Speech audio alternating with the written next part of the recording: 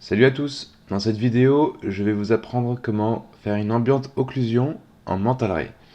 Donc j'ai ma scène avec mes objets et mon matériau, une caméra pour avoir un point de vue fixe et une lumière que j'ai pas encore créée. Alors, je vais mettre un soleil, ça suffira.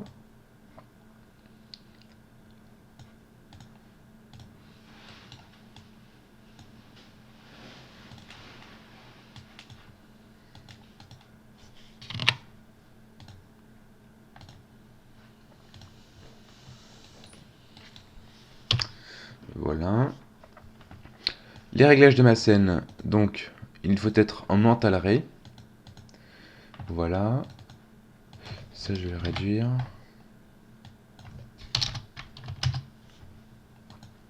Et je me mets en FG. Voilà tout. Donc, on peut commencer d'abord par rendre notre image. Une fois que c'est fait, vous enregistrez votre image. Hop, et vous la mettez dans Photoshop. Donc ce sera votre image de base. Maintenant, l'ambiante occlusion. L'ambiante occlusion, nous la créons avec un matériau. Alors un nouveau matériau. Il faut aller chercher le Mental Ray. Voilà. Dans la première ligne surface, on va y mettre l'ambiante occlusion. Voilà. Maintenant, il faut appliquer ce matériau sur tous les objets.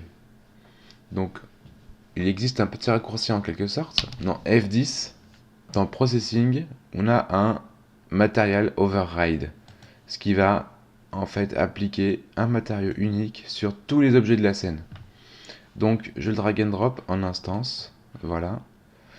Et pour que l'ambiante occlusion, il faut connaître quelque chose, c'est-à-dire qu'il faut désactiver les EFG.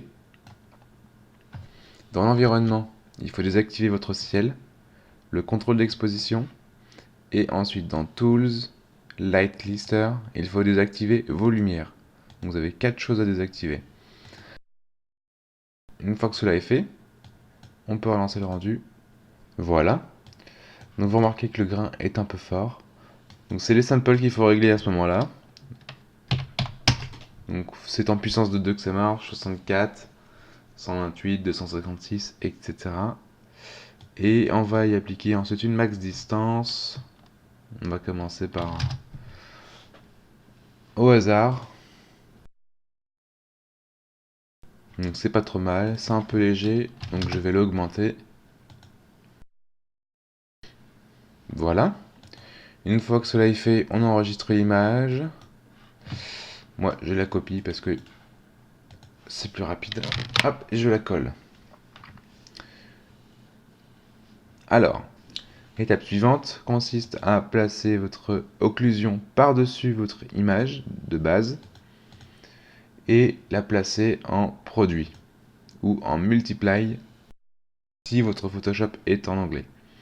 Et vous voyez que la différence est flagrante, ça pose tout de suite les objets et c'est beaucoup plus réaliste. Donc une petite chose à savoir, si vous avez par exemple du vide autour de vous, donc je vais montrer comment ça marche. Donc si vous avez du vide autour de vous par exemple, donc je ressors mon image,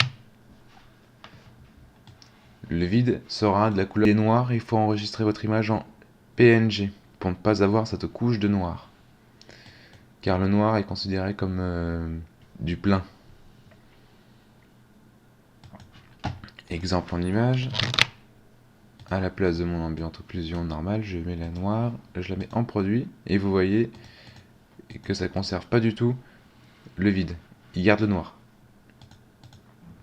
Donc il faut absolument avoir votre environnement soit en blanc, soit enregistrer votre image en PNG. Donc c'est tout pour le tuto, n'hésitez pas à poser vos questions, à faire des requêtes, et puis on se retrouve sur la prochaine vidéo. Salut!